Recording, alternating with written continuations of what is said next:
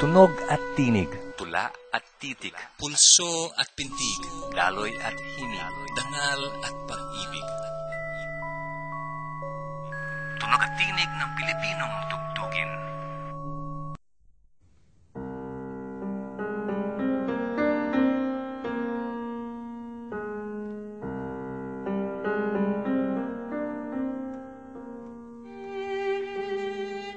Sa edad na 17 taon, umukit ng pangalan sa internasyonal na larangan ng musika ang biolinistang si Carmencita Losada na hinirang ng kanyang mga kababayan at patuloy pang ginawaran ng iba't ibang karangalan.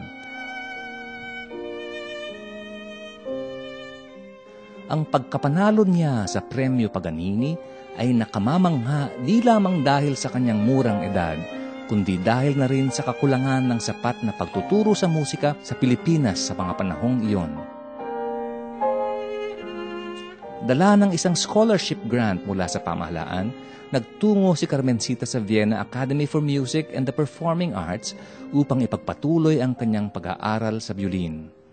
Itinuloy pa niya ang pag-aaral sa Mozarteum Academy sa Salzburg at sa Nice International Summer Academy.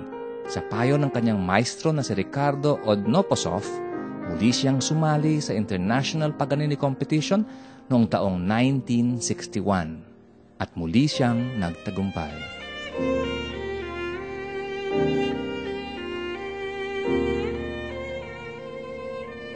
Hawak ang tambal na panalo sa Premyo Paganini, nagpatuloy si Carmencita Losada sa pagtugtog sa Europa ng mahigit 4 na dekada at patuloy pang tumanggap ng karangalan.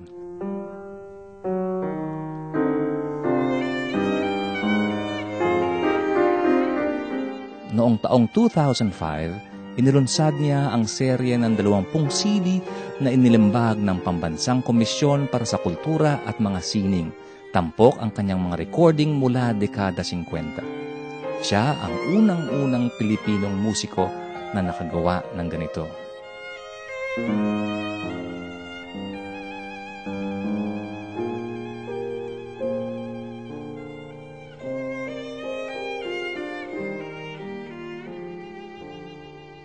Pumanaw si Carmencita Losada noong taong 2006 matapos ang 10 taong pakikipaglaban sa kanser.